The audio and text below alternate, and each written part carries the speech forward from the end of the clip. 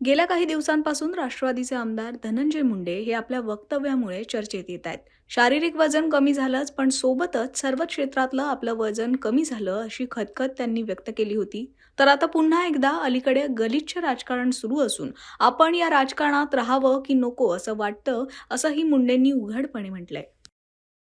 बाबासाहेबांनी तयार केलेला तो विमान मला आजही आठवतो. मी राज्याचा विरोधी पक्ष नेता होतो. विरोधी पक्ष नेता असताना मी विधान परिषदेमध्ये अशाच अण्णाभाऊ साठेंच्या जयंतीच्या कार्यक्रमाच्या निमित्तानं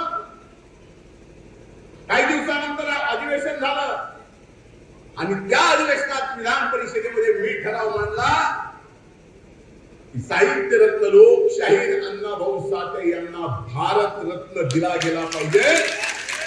हा ठराव विधान परिषदेने एकत्रित एकमताने घ्यावा आणि केंद्र सरकारकडे पाठवावा. सामाजिक न्याय मंत्री झाल्यानंतर सामाजिक न्याय विभागाचा मंत्री म्हणून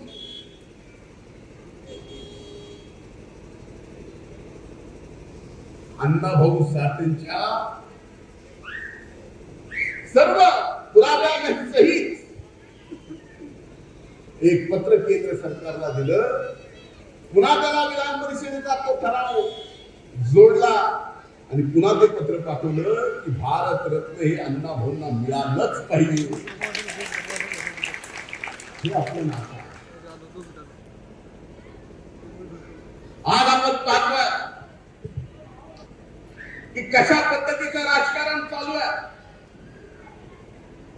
अशा राजकारणामध्ये माझ्यासारख्या व्यक्तीलाही वाटतंय की खरंच आज ज्या पद्धतीचं राजकारण चाललंय जाती पाती धर्माचं,